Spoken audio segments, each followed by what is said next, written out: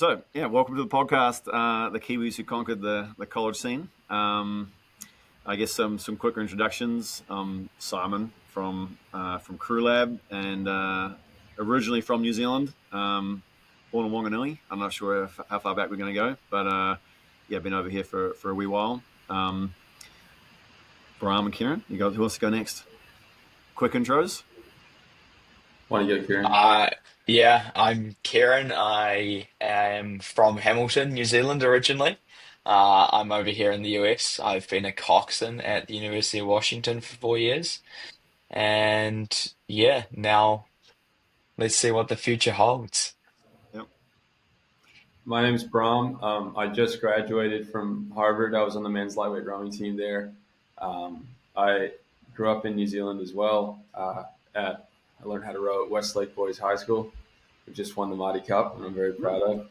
Yeah. Yeah, Well, awesome. Well, thanks for joining us. I'm pleased to mention Westlake actually joined CrewLAB yeah. I was stoked. Did you see my message I sent? Oh, no, I haven't actually yet, but yeah, I had a good chat with your coach Joe. I'm excited Yeah. to see what they do. I think yeah, she's running a good program there and is asking all the right questions, which is cool. So All right, we need to get Hamilton boys on there. Yeah. yeah, absolutely. Yeah, and my old school too. I can't get them on yet, but yeah, we'll get there. We'll get there running slowly. So we've got a few things in common. Obviously, we've mentioned the fact that we're all Kiwis, and then I guess the second one we're all in the US, and then there's a third unifying thing where we all worked at CrewLAB, which is cool. So thanks for that. I think that's been really exciting. And then I can't claim this one, but you guys have got a unifying thing where you guys both just had some undefeated seasons at the IRA. So I guess maybe a really good thing to chat about here is sort of the season that you've just had. How long the undefeated streak goes back, Bram? I think yours might be slightly longer than Kieran's, having done some fact checking, so you guys can see how far it goes. But yeah, I'd love an update on the season you've had. We'll go the other way around. Bram, go first. Yeah. Thank you for that intro. We had a really successful season. The So this one was really special. You mentioned that our undefeated streak does go back 2 years actually. So Yeah, we were undefeated national champions in 2024 as well. yeah, But that was only in the 1B. So the other two boats, the 2B did win the national championship, but they had a couple losses along the way. And then the 3B, they don't race at IRAs, but at the Eastern Sprints, I think they came fifth in 2024.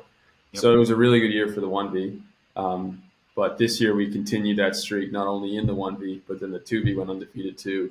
And then the 3B won sprints for the first time since 2009. And we swept the event and all the boats that we entered, along with four at sprints. So this season was like a step above, and which I didn't think would even be a thing that we could do after last season. I was so impressed with us in 2024, and we still like found a way to challenge ourselves and take it a step further. I remember This talking to was you last summer, actually, and my memory of that is how nervous you were and how that maybe like it wasn't like over. You weren't bustling with belief. It was like, shucks, this is going to be really hard. I'm not sure if I think everyone's had a summer off. We're resting on our laurels. Like maybe one win would be cool, but like so yeah, I guess a lot's changed. But you obviously took that yeah. business into action.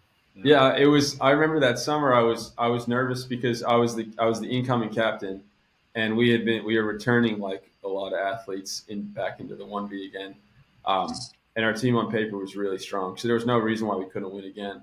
But for me, it was like a unique experience. I didn't know how to navigate winning because I had never won anything before. So I'd come second a few times. I came second in high school. I did it right at the club level in New Zealand too. yeah, And then I had come second in 2023 as well. But it was very easy to motivate yourself, and the goals are very easy when you're a team that's good but not good enough. yeah. So when you're the team that won, having to come back and win again is a whole different skill set that I was definitely a little bit nervous about preparing the team for. But I think we navigated it pretty well. And I think Kieran can definitely speak to that as well, having been like year on year success at UW as well. Yeah, it's a pretty different feel, right? Like you kind of go from having almost like that little bit of like extra edge that's pushing you to be like, oh, we've got to be slightly better. We want to win it. And then all of a sudden it's like, oh, we're on top here. Like the target's now on our back. So like, what are we doing to push ourselves and motivate ourselves? It's very easy to just become like overwhelmed by the fact that, everyone else is probably focusing on you.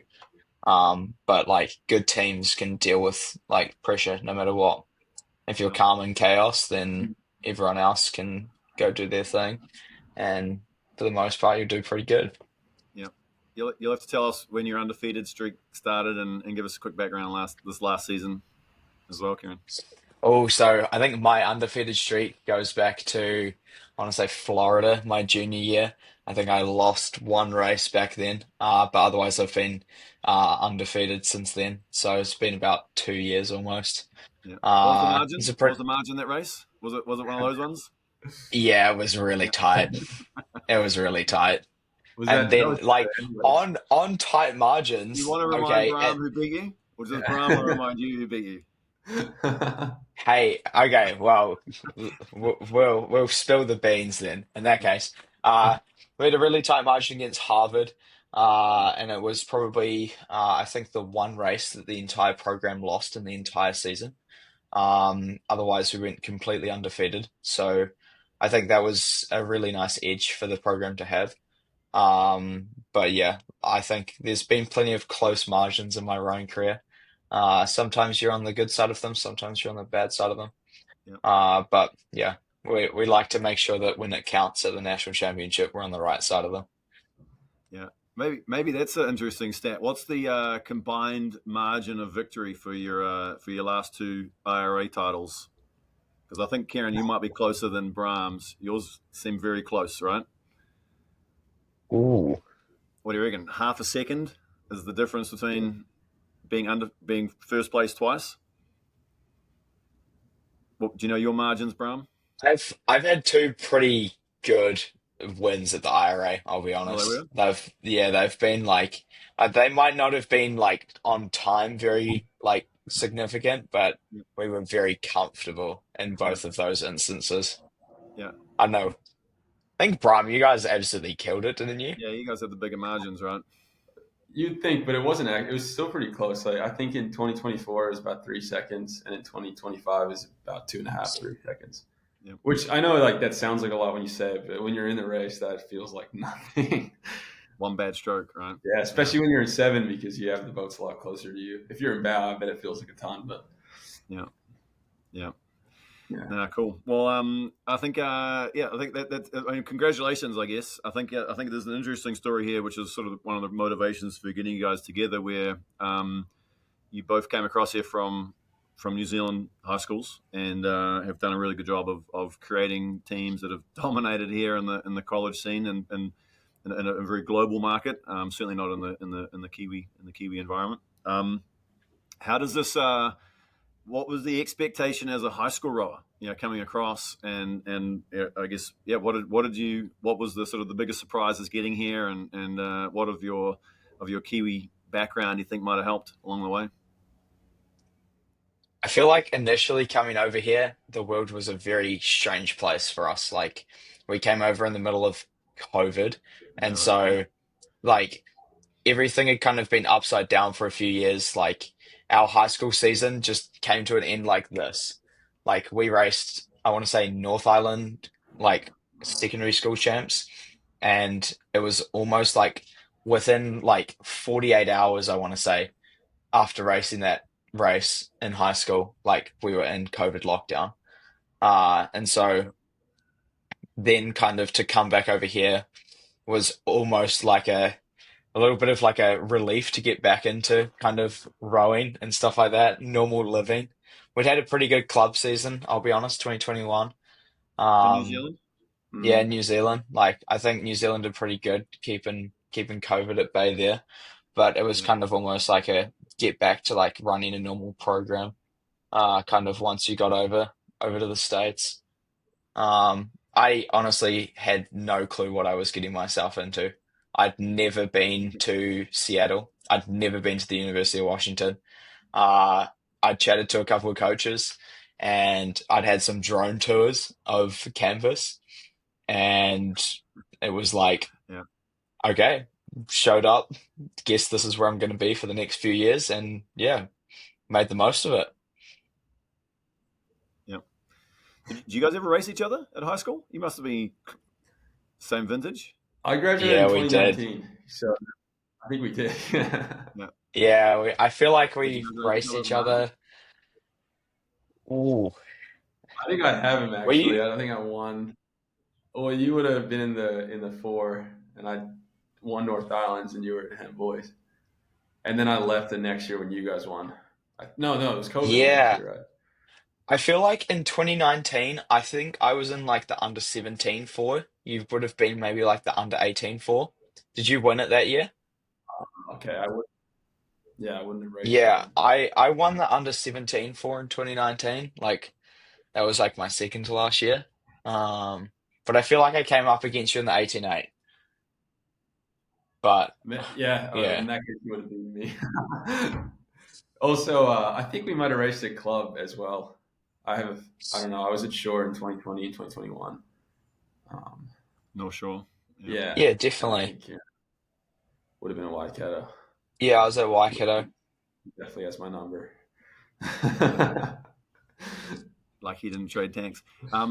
What about you, Bram? Did you always plan to coming across and like was it No, I is remember it big?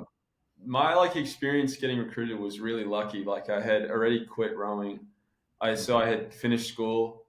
Oh wow. Um, I did one season at Shore just because all my friends were doing it, and so I finished that up in like February of 2020, right before COVID, and then everything locked down, and I had like effectively in my mind given up on rowing. I was done. I was happy to be done. Yeah, I was enrolled to go to school in Canada, so my yeah, mom's Canadian, and I was going to go and study architecture, and then I got a like a random email from a recruiter at Harvard, and he said, I want to gauge your interest in coming over to the States and rowing lightweight, and I had never even thought about that as a possibility. Um, and I said yes, and my grades were pretty good in high school, and I did the yeah, SAT and did pretty well, and so they brought me over. I didn't speak to anybody else. I didn't go on an official. That was during COVID time, so I had no experience with U.S. like college rowing. I had no idea what it was like, and I think when I came, the biggest shock was the equipment, which is a funny thing to say, but like I would just like the level of resources in general. Like the talent is crazy. Everybody comes in, they're at the top of their respective schools and countries and whatever, and they have all yeah, sorts of insane results.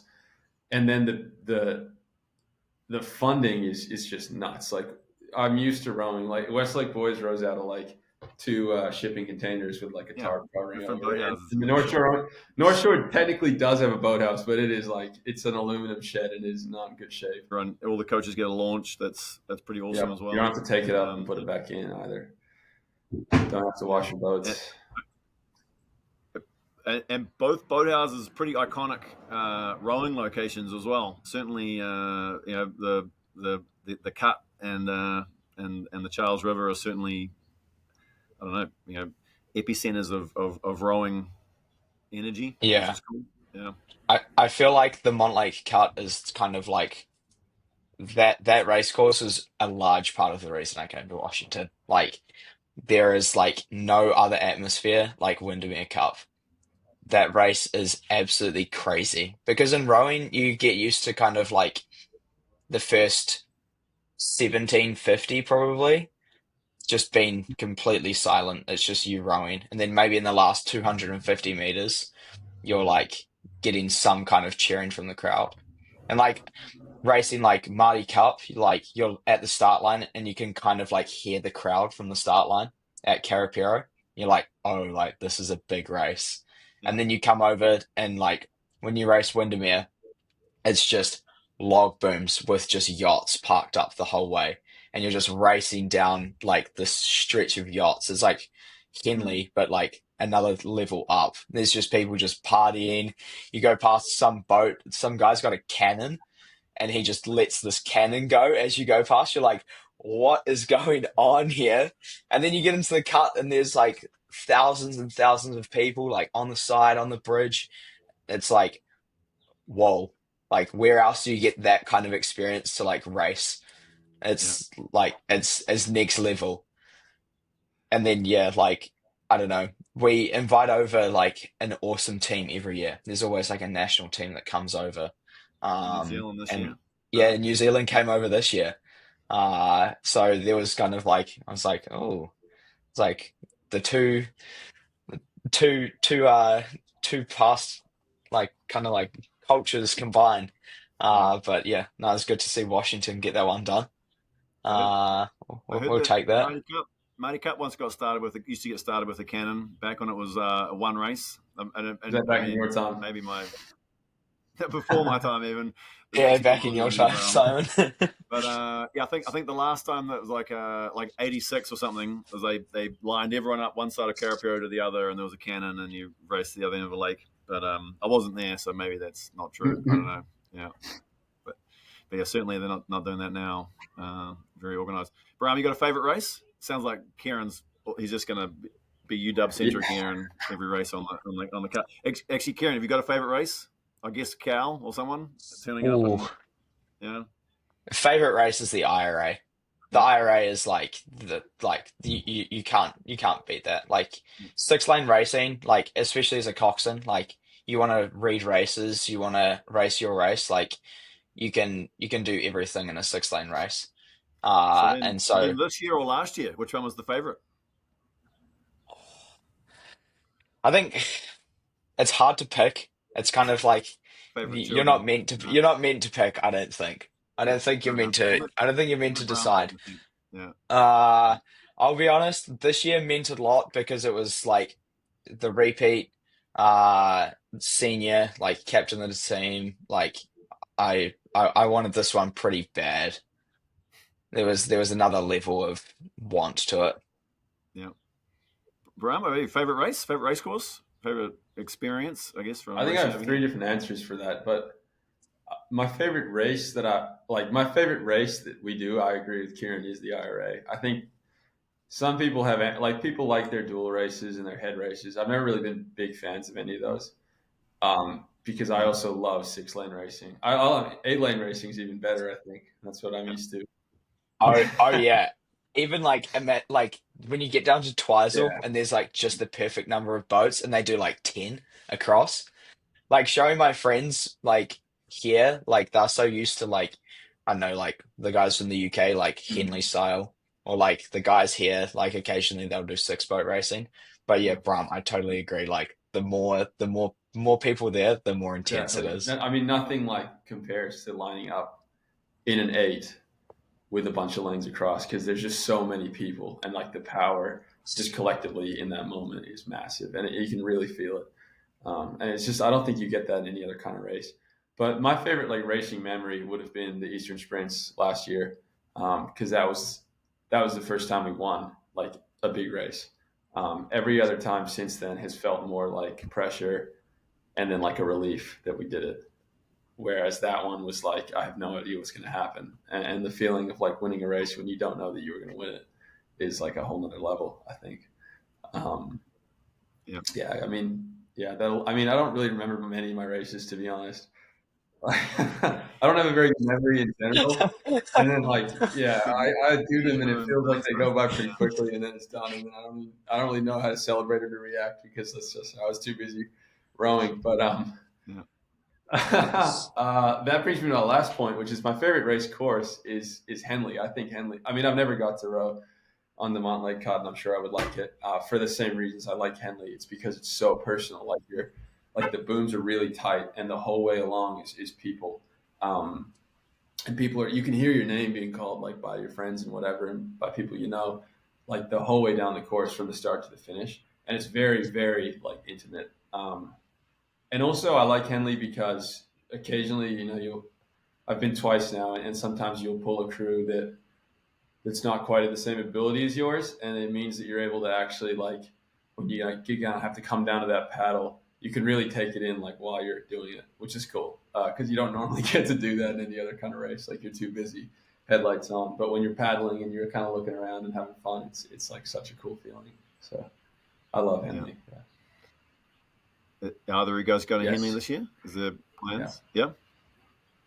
Game on. Good luck. Yeah, good luck for that. Yeah. So you talked a little bit about the history. Keen to sort of talk a little bit about the now, if you like, the rowing in the US. I'd be amiss if I just didn't even throw out there what's the secret to your success. But I guess I'll leave it there. And if you've got questions for each other, because I'm assuming that you guys have been opposite side of the countries and curious about how the boathouses are doing it. There's a level of secrecy that people seem to like to exist, through the rowing scene here, which is interesting. But yeah, well, I think I guess maybe a quick sort of thing, because I think I'm going to paraphrase here, but both teams when you guys arrived, or your first couple of seasons, you weren't undefeated, you weren't the favorites, and then there was certainly a building process or rebuilding process, or whatever you want to look at it, and obviously you've got there, and now you've had this sustained success for the last couple of years. So yeah, how'd you get there? What was the secret? Was it more yellow boats? And yeah. We had yellow boats when we were bad and yellow boats when we were good. I don't think it's You're allowed to go slow. Yeah, that's true. Yeah. I mean, I hope to hear from Karen, that's true. Honestly. Get the notepad out. Finally get some UW inside info. Yeah, get some UW insight. I feel like everyone loves the hype. Everyone loves, like, especially in this day and age, like everyone loves like all the little like crazy things that go on. That it's like, oh, like what's gonna make me win? What's gonna make me win? What's gonna make me win? And it's like at the end of the day, it's pretty plain and simple. It's like you do the work, and if you work harder than most other people, you're probably gonna win. And so, like, I feel like one thing, maybe like as New Zealanders, I feel like we're pretty good at doing is just like getting on with the work and just getting it done. Like, no questions asked. We don't need it to be fancy. We don't need it to be over the top. We're not focused on like a million different things. It's just like rowing's a pretty simple sport if you think about it. You go from point A to point B as fast as possible. Like, how hard can it actually be? So I feel like sometimes, like, especially for me when I came over here, I was completely wide-eyed to like everything going on. Like, I'm from Hamilton, like growing up around like 100,000 people in like the Waikato. Like, I love Hamilton, awesome place to grow up, but like life moves so much slower back home compared to what it does here. And I feel like sometimes all the unnecessary kind of like extra things blind people from like actually getting the job done. And so it's kind of nice to just get to work and, I don't know, just bring over a bit of the Kiwi culture to the US. That reminds me of that. I don't know if you guys ever see that interview. It was at Carapiro, one of the world rowing champs, and they interviewed the O'Donovan brothers, and they were asking what their race plan was, and they're like, "Oh yeah, there's no race plan. It's just start to finish as fast as possible." Yeah. And I agree with Kieran. Like, I feel like the better the team has gotten, the simpler the process gets. Because it is like a hilariously simple sport. Like the movement is not complicated. Like the premise is not complicated. There's not a lot of luck involved, I feel like. So you really can dictate your own destiny a lot. And I think when I came in, like we were particularly, I know UW, I think, what did they come third your freshman year, right, Kieran, or fourth or something? Yeah, I think it was fourth. And I think fourth, then second, then first while I've been here. we were like a step below that when I came in. Like we didn't even qualify to make the IRAs my freshman year. It was like a shockingly bad season. And I didn't realize how bad we were because I was just a freshman. So I was just worried about myself and like, trying to make the 1V and whatever, have the best ERG score and like these kind of things. I just wasn't really thinking about like what makes a team tick and what our success will be. I was just kind of there, like trying to do the best I could. And in hindsight, now that I reflect on that season, like there was so much going on. Like there were so many people that had their own opinions on what to do. The coaches, the leadership, the athletes, none of them were connected in any kind of way. Like the communication was really poor between the three. Um, Everybody was trying. Like everybody wanted to win really bad, but everybody had their own ideas of what it took to win. And so there was a lot of disagreeing. There was just a lot of like, not a lot of camaraderie, not a lot of culture as far as like unified thought and unified actions. Like there was culture in the sense of like, we were all friends and we'd all hang out and stuff like that. We had traditions and whatnot, but like there was no real like everybody knows what is going to happen today from start to finish. And I think now we do. Like the process is so cut clear for us. Sessions are very simple. The coach doesn't really say much at all. Like it's pretty quiet out there. You just get things done. And that is like very much a Kiwi mindset, I think. It's like the less people you have complaining and trying to bring in their own opinion as to like how they did it back home at their own school or whatever. You just want people Yeah, who just listen and that just get it done. that's so Yeah. massive. Like everyone comes in from all different parts of the world, and like there is like no perfect way to do something. Like every country wins at Mm. like a World Rowing Cup on a different year. Like trust me, every single style probably works. But it's like that breakdown in communication. I totally agree with Brahm. Like across the 4 years that I've been here, like getting people unified and being on the same page has been like the main factor. And I think that's a one underrated thing that's a big difference between like success in a single Mm. or like a pair compared to success in an eight. Like in the eight, so much is just down to like how you can have nine people thinking the exact same thing at the same time. And so sometimes the simpler it is, the better it is, because you know that everyone is thinking the same thing. And then as soon as it gets too complicated and you have that breakdown in communication, then like you've got a car with wheels going different directions. It doesn't go fast. There's the joke or the leadership poster that goes on the wall that that rowing's the ultimate team sport, and I think that sort of concept is why like you just don't go fast unless you're Mm. doing the same thing at the same time with the same Mm. mindset. So really, really powerful, and through CrewLAB, we really see that. Like culture trumps training plan. I mean, what I'm hearing anyway, and tell me if I'm wrong. It doesn't sound like the training plan changed, A just the hundred percent. execution of it. Yeah, the Yeah, more effectively you can communicate, the yeah, better your team's gonna work. Like, if you show up to the start line and you know, like, oh, the guy behind me, the guy in front of me, like, they're gonna think the exact same thing as me. They want this just as bad. They are gonna do the exact same thing and commit to moves when I'm committing to them. Like, yeah, you have a lot more confidence if you're on the same page. Mm. So, thinking about this a little bit, obviously there was a different path you could have taken, with that. But I think is there like a specific time where where there was a crossroad where you got lucky and you took the right way, or could have gone another way, or some key events, a devastating loss, or someone being cut from the team, or was it just luck that you guys managed to change the culture? I'm sure it's not luck. Yeah. I know, I think you're team captain as well, Yeah. right, Bram? Yeah, like I think the interesting thing about team culture is that sometimes it's more about just like the same thing of keeping it simple, but also just like being humble enough to like just listen to people. That's the biggest thing I found. Like I came in here as a freshman and like everyone loves a bit of hierarchy and push people around and stuff like that. But like if you just like get on with everyone and get the job done, like you're all on the same team at the end of the day.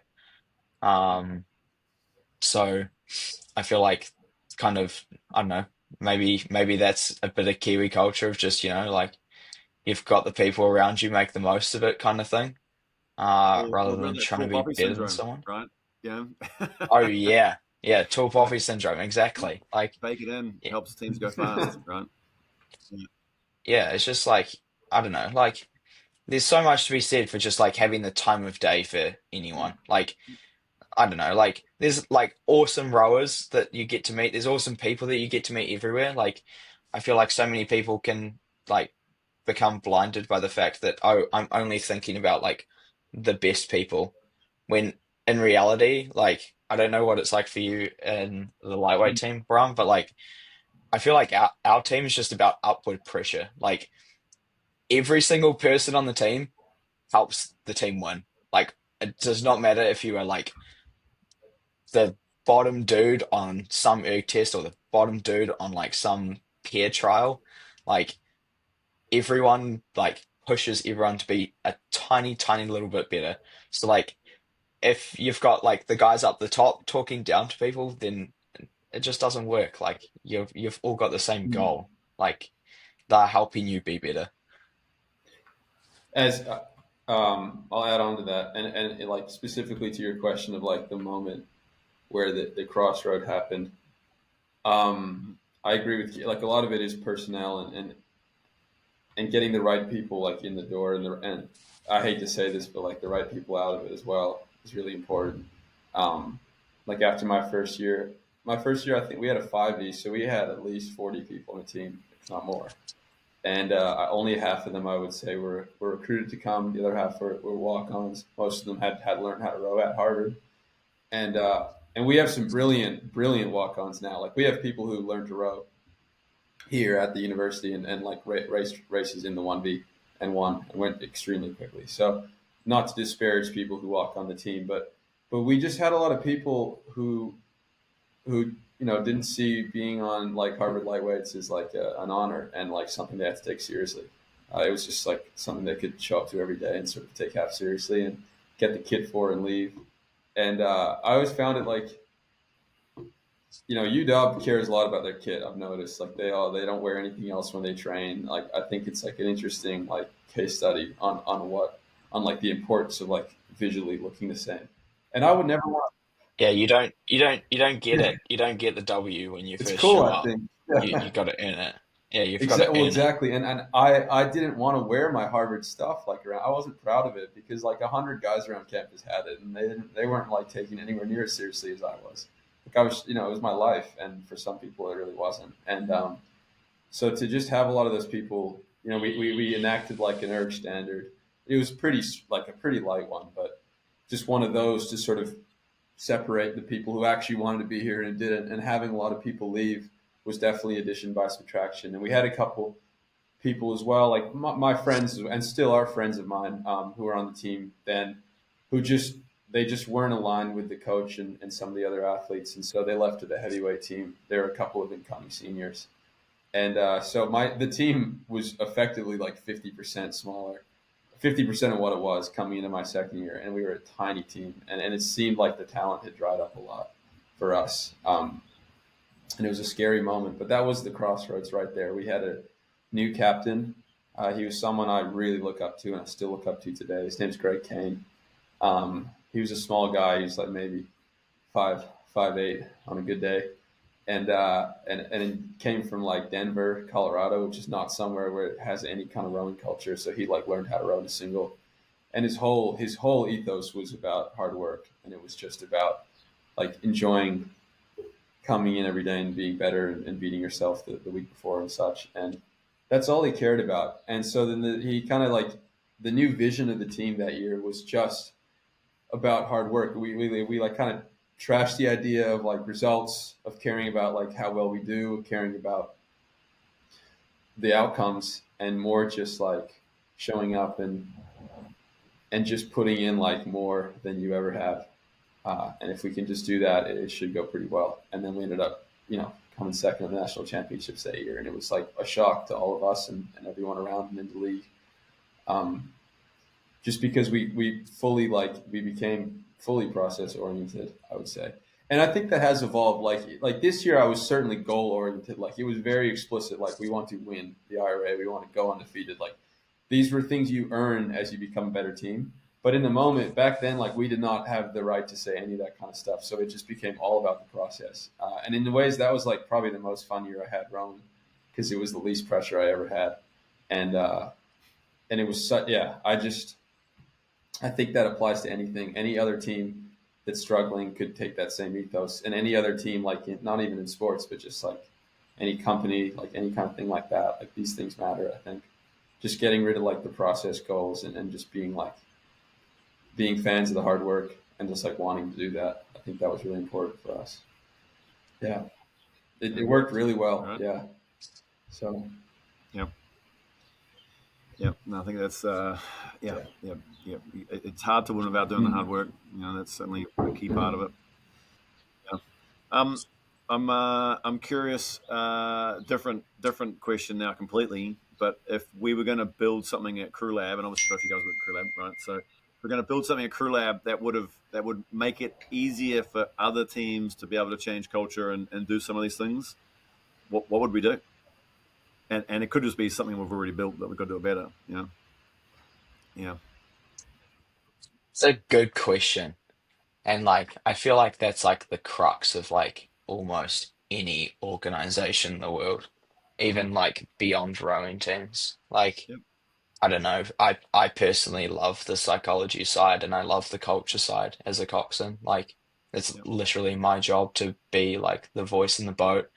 And so like I personally take it on myself to kind of like lead a decent culture.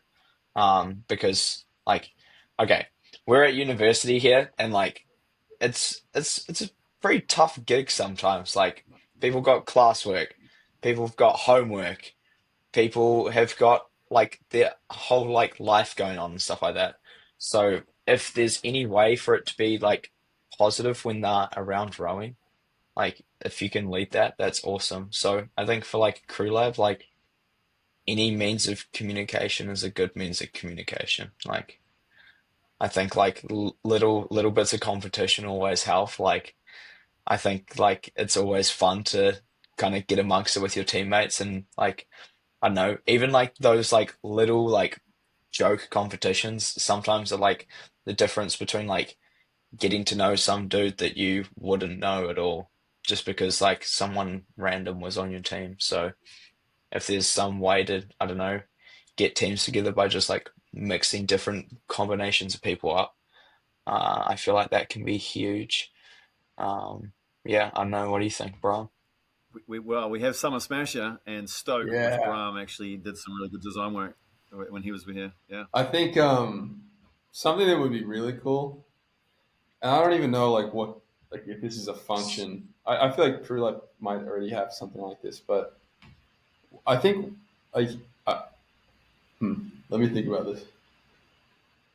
Like after you've used the app for a couple years as a team, it would become it almost becomes like a log of your history, like as a group, right? Yeah.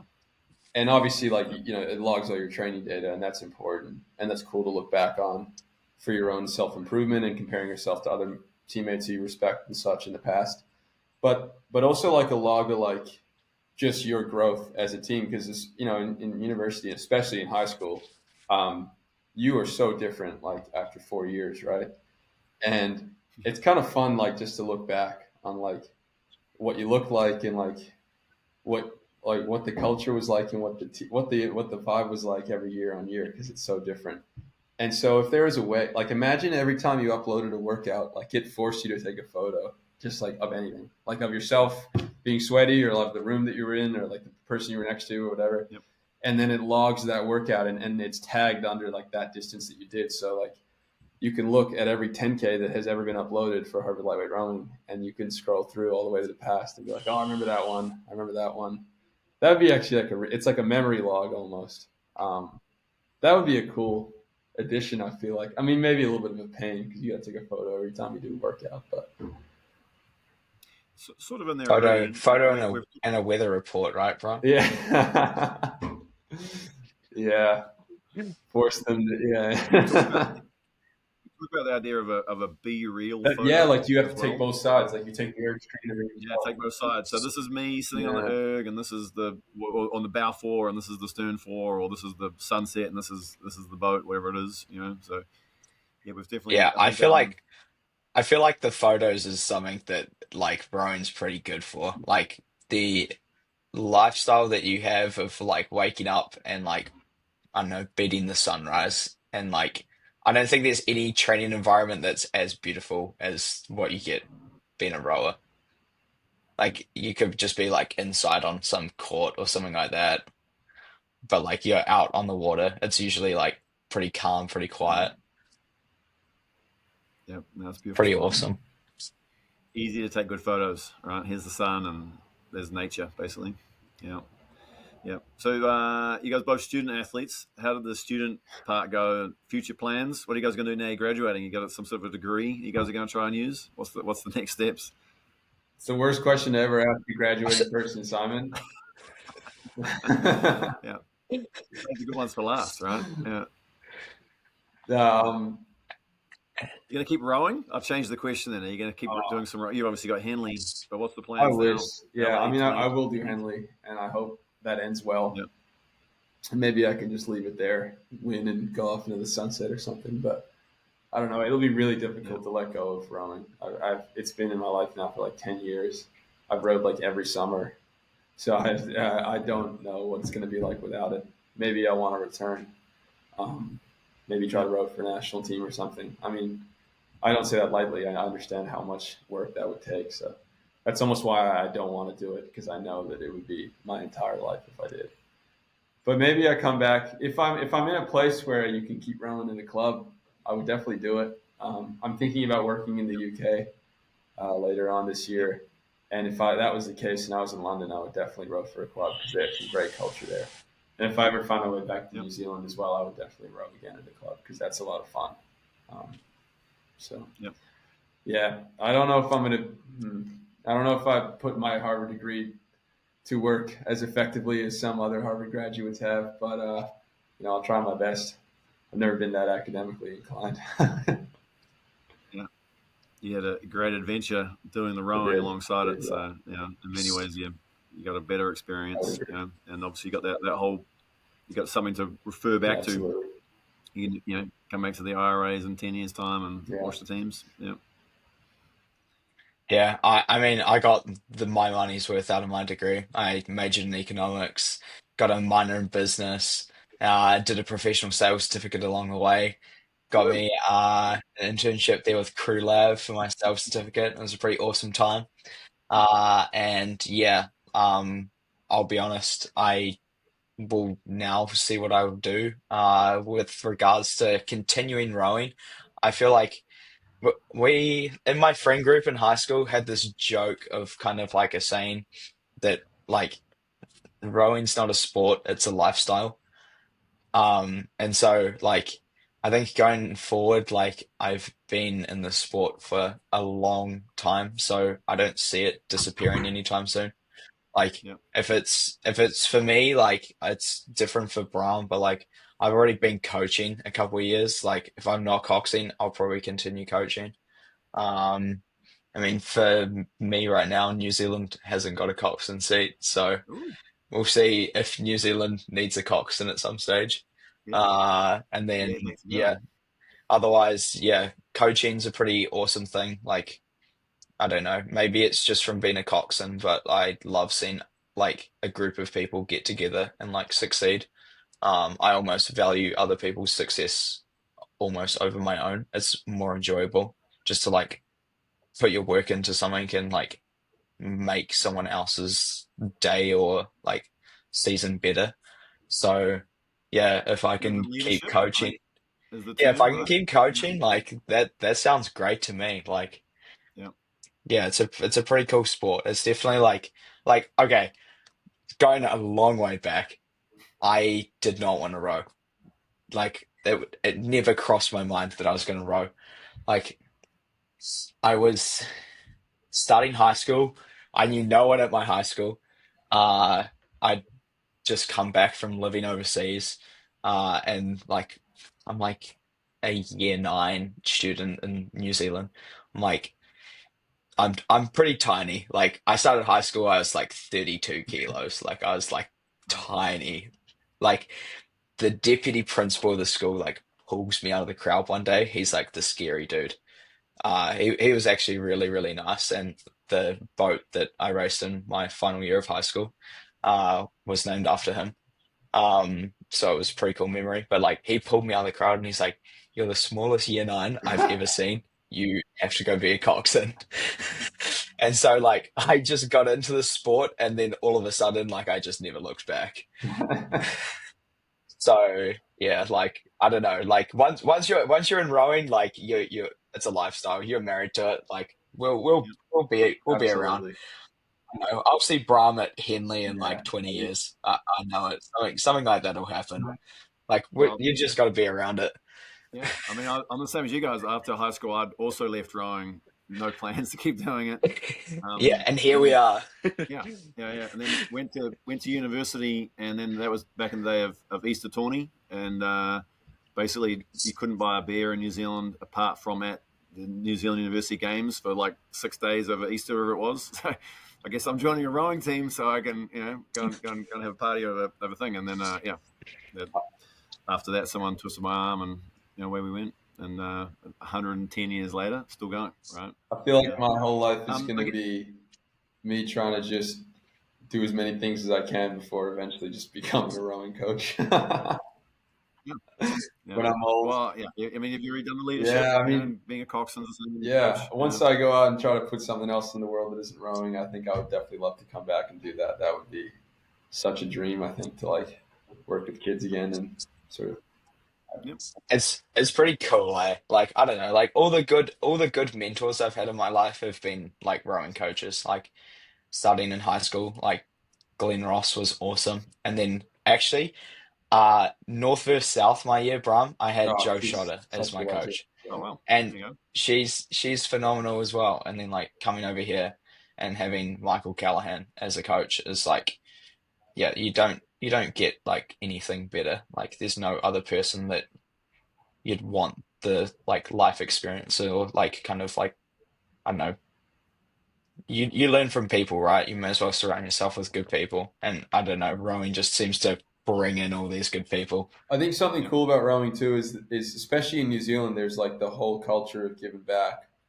Like so many people are volunteers. A lot of people do stuff without pay, Yep. and Yep.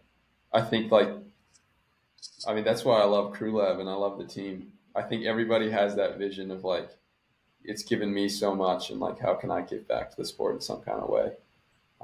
And I already feel that like Yep. compulsion. Like I write for Junior Rowing News as a staff writer, and it's volunteer work. And I don't even like writing that much, Yep. but I just like I enjoy like doing something for the sport because I just feel like I could never repay like the things it has given me, both physically like a degree from Harvard, but also just like lessons like that are more intangible as well, and experiences and friends. Yeah.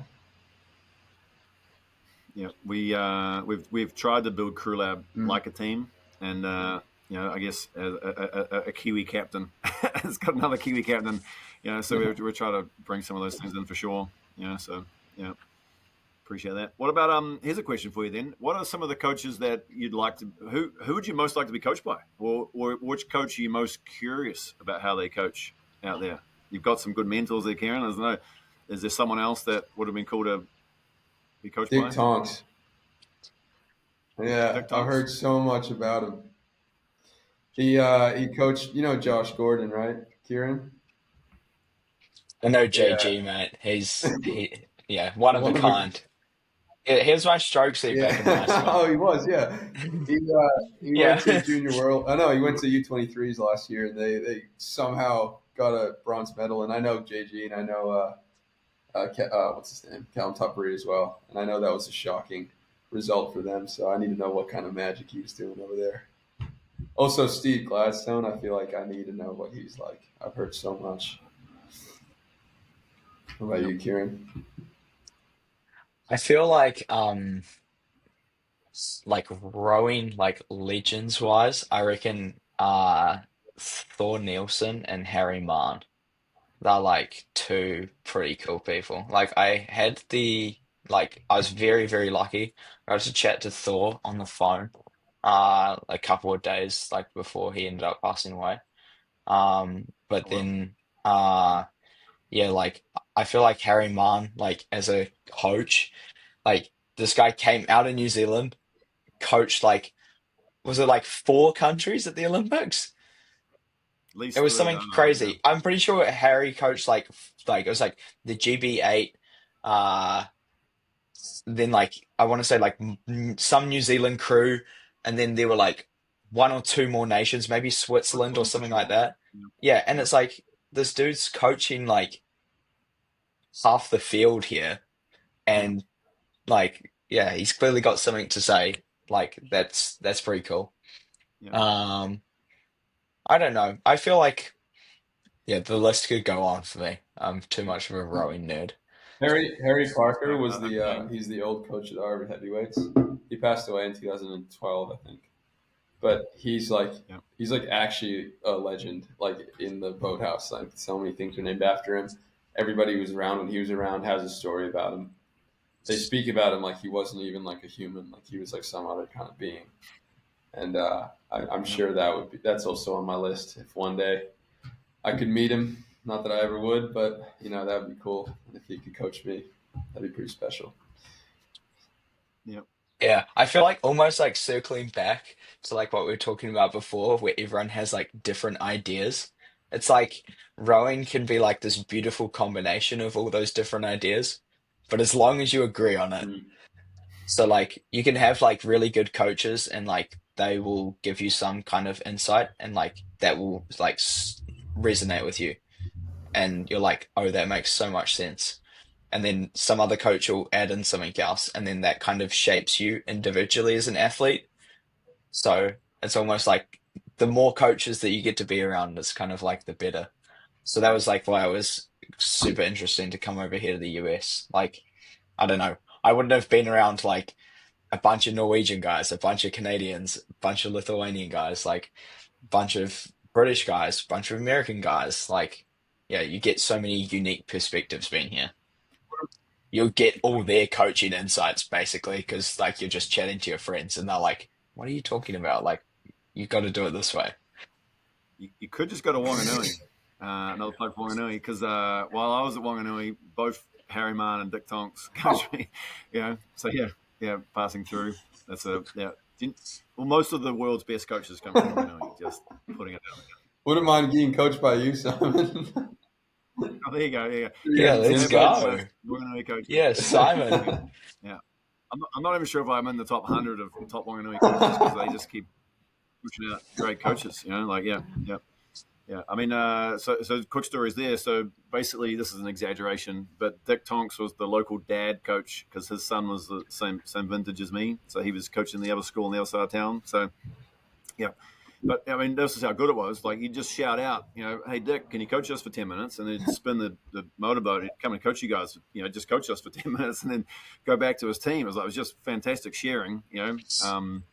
Yeah, and then we had Harry Mann came out with us in a U16-8, and we were pretty bad. We were pretty rough. There was no technique going on, and anyway, he literally screamed at us for 20 kilometers. We did arms only all the way up 10 kilometers, and arms only all the way back. And yeah, he screamed at us politely, he was intent on us making some real changes. But yeah, we obviously never got past arms only. I remember my arms were very tired after that one. But yeah, that was my first memory of Harry Mann. Yeah, I feel like everyone has those stories in rowing where it's like, yeah, this coach just made us row like, I don't know, arms only, or it's like we rowed yeah, square blades, or like we did yeah, this and that was all we did for the entire session. yeah. And I'm But sure if I like Google Maps it, we probably only went 2 kilometers, but that was as far as we ever went. That was the furthest corner we ever went to as U16 kids. So it was off the around the curve of the earth. But it was probably a 4K return row was all we were doing. Yeah. But yeah, no, got a Wanganui. Yeah. Well, great. I'm not sure. Any final questions? Any final bits of advice for Kiwis coming across, or people who want to go to UW or Harvard and row? do it if you can. I Do it. would yeah, do it. honestly, yeah, like best decision of my life, 100%. Yeah. Like I don't know. Second I feel best. like CrewLAB number one, right? CrewLAB number Obviously. one. Yeah, exactly. Well, like I feel like New Zealanders love like kind of like getting out of the country and like disappearing for a bit and going and seeing the world and like yeah, you can like do it with rowing. Go have a good time, get a university degree, meet some really There's awesome almost people. there's almost 200 Kiwis over here rowing, which is which is literally like 50% of the Kiwis who row post high school. Like there's only 2,000 rowers, whatever it is, in New Zealand, and most of those are high school kids. So yeah, Yeah, there's just tons it's of them over here. Sure. it's becoming way easier to come over here as Mm, well. Like, yeah, yeah. New Zealand's got themselves a good Mm, name over here. Like, I don't know, Washington prides itself on kind of having like a little pipeline of Kiwis that come up. Like the Kiwi attitude's loved. So yeah, I don't know, more Kiwis in the States, I mm, reckon the better. yeah. Yeah, I definitely hear that talking to all the coaches that I get to talk to, which maybe they're saying it to me because they're trying to be nice, but they regularly say that they love the Kiwi recruits. So that's you guys. So good job for doing well. Yeah, Yeah, representing. I have one question which I'm gonna ask Okay. Bram, and Cool. that's like personally, like I love rowing and like I love the like I'm miffed that lightweight rowing is not in world rowing anymore. So like what do you think is the okay, two parts. Best thing about lightweight rowing and the biggest difference between lightweight and heavyweight. Ooh, these are good questions. I'm also upset about lightweight rowing being gone. Although I'm very happy that it's staying in I think at least I hope it will stay at the college level in the U.S. I actually think it's more important at the college level than at the elite level. I think elites lightweights can be heavyweights. I don't think they'll have an issue converting, in my honest opinion. It's more people who are small at a younger age. They don't have the opportunities that people who are big at a younger age get. And so someone like me who's just like a beanpole when I was 18, still am, but like, I'm a beanpole with a little more experience now. But like my path would have been done if lightweight rowing didn't exist, and because it did and does, I got to keep rowing at a seriously high level for 4 more years, and then now, I think it's taken me to a level where I could even continue on to be a heavyweight if I wanted to, and like that's Yeah. why that kind of stuff is really important. Like I don't think there's enough opportunities outside of high school to row, and I think lightweight rowing is a huge one of them. And so I really hope that it stays for a long time. The best part about it is, I mean, the obvious part is like that, you have to make weight before you race, and a lot of That's so the best yeah, part. this is funny because most people, and including myself, would probably, and most times, tell you that that is the worst part of lightweight rowing. But upon reflection, like knowing that I will never have to do it again, uh, it's a really It's a sigh it's of a relief. very unique experience to make weight before a race because your 3 days before racing is like everything is planned and measured out to like an extreme level, because you have to take care of your body so that when you race you're 100%, but you also have to get light enough to make these numbers, which is like not what you normally would sit at as just a human being. And so that process becomes way more intense, and I've raced a couple times at Henley now as a lightweight who doesn't need to weigh in after doing a whole lightweight season. And that feeling is so different. Like you don't really know what to do with yourself for the days before. Like like the temptation to go out and eat and go, your parents take you out to dinner or you go get a drink or something like that is like so much easier. Whereas when you're lightweight rowing, like the race is like a 3 day long event. And it's so intense. Like you can't go to class on Friday. You can't even go to class on Thursday really, like because you're just thinking about what to do leading up. And that's something that's actually What like other? really cool. And I think it's like heavyweights would never have the same experience of like being that locked in, right? Like days in before a race. Maybe some people who are like who really care about their process, but there's no like nothing keeps them accountable to it like a weigh-in does. And so that's just like an interesting caveat. And then the other thing I would It's like say, the yeah, pre-match Simon, what was event, that? right? It's like the pre-match event. Like it's the Kind of, weigh-in yeah, for the yeah, yeah. It's boxing. like a whole, Yeah, it's like UFC. yeah. What is the weigh-in process for college So you lightweight weigh in the rowing? day before. Yeah, Day and before. you weigh in at like 5 p.m. or 3 p.m. depending on the race, and then you race the next morning. So you actually have quite a bit of time to refuel. Uh, yeah, it's definitely such a unique experience. And okay, so what'd you say? What was the other question, Kieran?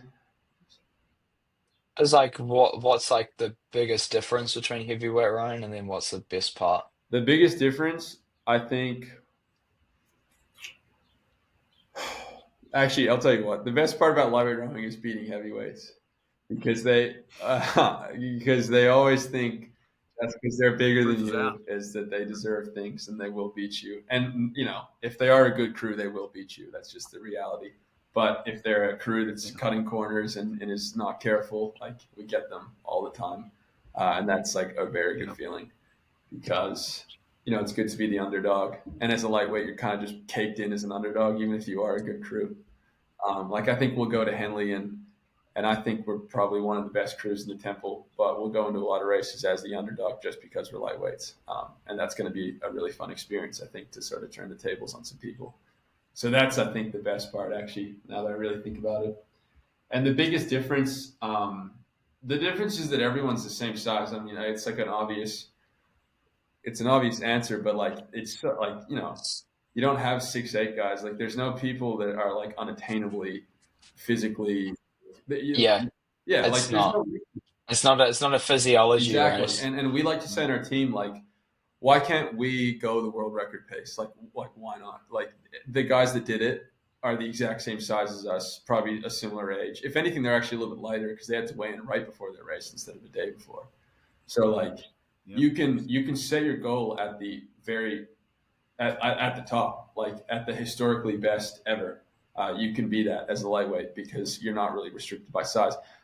Like some guys at UW who take themselves really seriously could train as hard as they want and they'll never be Ollie Ziedler, right? Because he's 6'10" and like to 120 kilos and like Oh, I know yeah, someone who's going to train and he's going to you know, try. and yeah, obviously, He's another yeah. Kiwi. Yeah. But like I mean, there's an unattainable level of heavyweight excellence, at least like physically, that doesn't exist at the lightweight level because of the size limit. And so that's like really exciting. You have no excuse basically, and I really like. You get great It's racing great too racing. out Yeah, of it. it's always close. Yeah.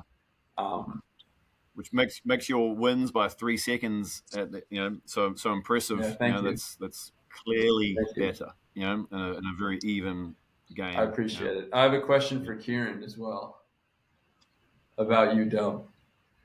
Do you think Yeah, boy. so? Well, I got one that relates to that. Before you Yeah, jump in, is that you're upset that lightweights are getting removed. You should be upset that coxswains are getting removed, and it's much I more than that. know. It's kind It's of just gutting, slowly man. there's no seats left, Yeah. and every year there's one less seat.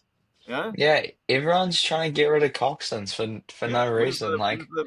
Where's the email Like campaign and the websites around the coxswains getting kicked out of the sport? Yeah, yeah, it's gutting, I'll be honest. Like I feel like it's a pretty unique role that you sit yeah, in. And the more that people like get rid of coxswains, it's like yeah. you're becoming like it's already kind of lonely and you're just Mm, making it even lonelier. mm, I feel like it completely shapes the culture. Like most coxswains are like culture people. yeah, Most coxswains are just like a little bit of X factor to add to the boat. At least the good ones are. Like you've got to add some flair. Like yep, you gotta bring some extra heat if everyone else is, towing you down the course a little bit. So like I don't know, I feel like there should be more coxswains. Like yeah, the sport's growing, like get some more people in there. It teaches you so much. Like I've learned more throughout my entire life being a coxswain than I have doing anything else. yep. And Um, they're quasi coach, quasi like culture builders, whatever you want to uh, call it. They are, and at all yeah, other levels, there are more and more seats for coxswains all over the time.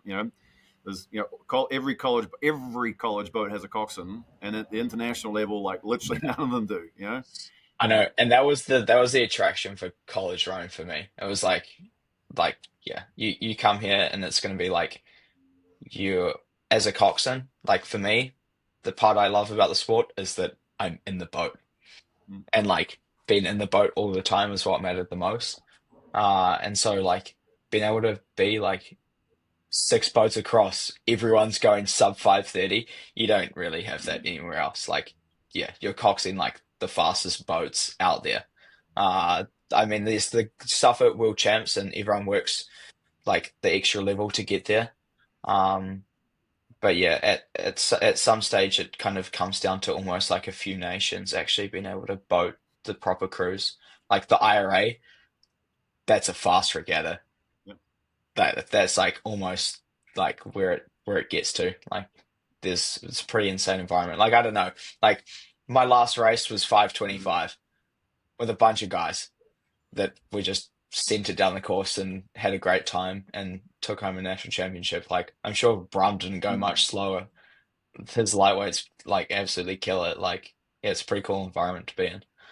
I think the IRA heavyweight 1v final is like the best running spectacle in the world. And I might be biased, but because I've been there a few times, seen it. Yeah. Like, it is so cool. And I've never seen the Olympics, so I guess I can't speak to that. But like you can just feel obviously the level is pretty much Olympic level. Like it's really not that far off.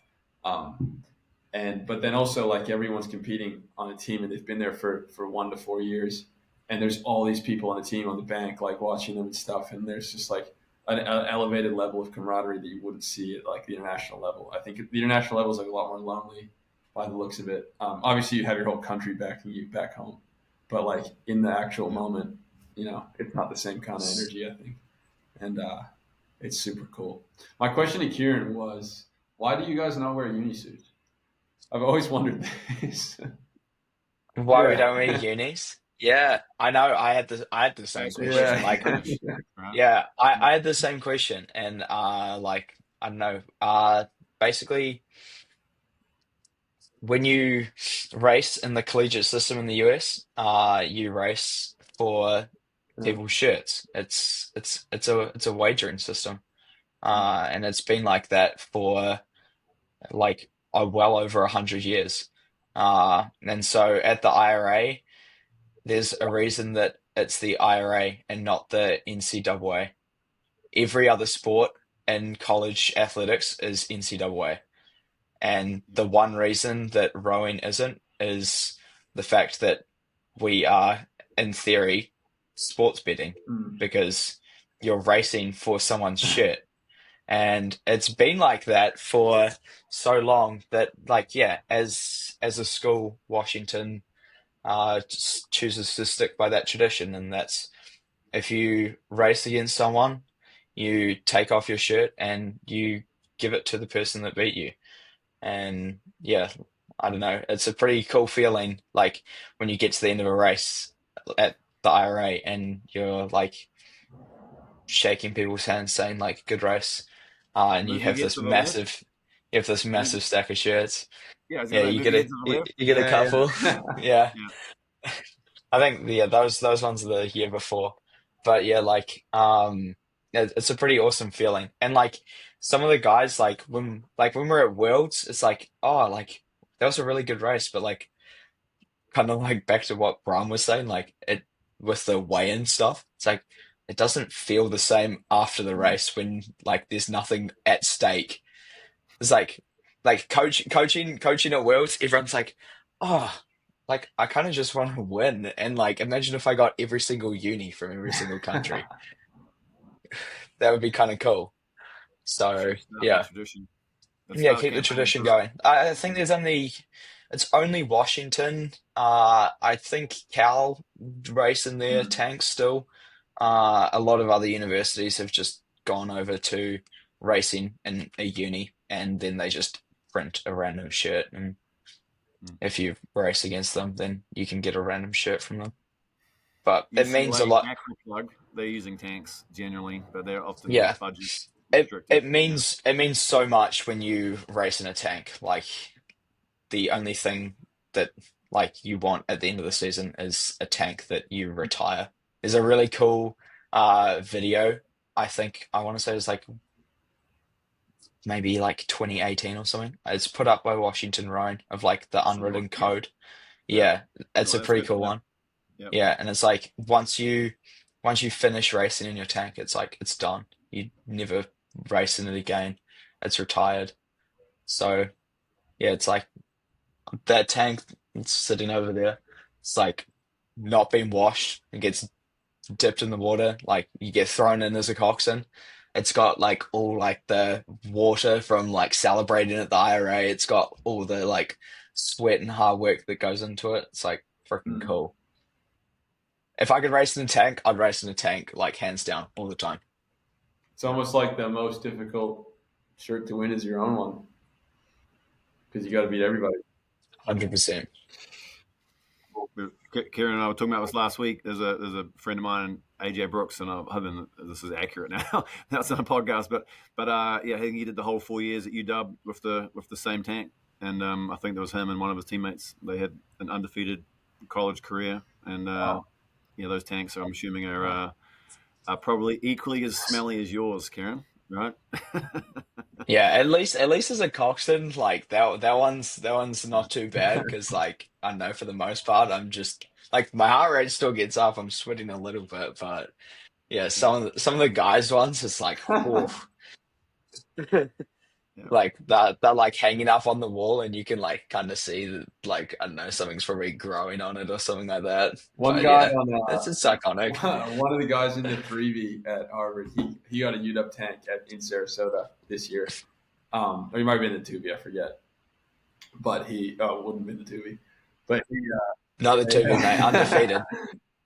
Undefeated, yeah, undefeated. he wears his one, and it's just got blood all over it because the guy who gave it to him, he had a nosebleed and he wiped it with his shirt and ended it off. But we're all saying like it looks way cooler because it has blood all over it. Like it's like you ripped it off his back. Like I don't know. I think it's such a cool tradition.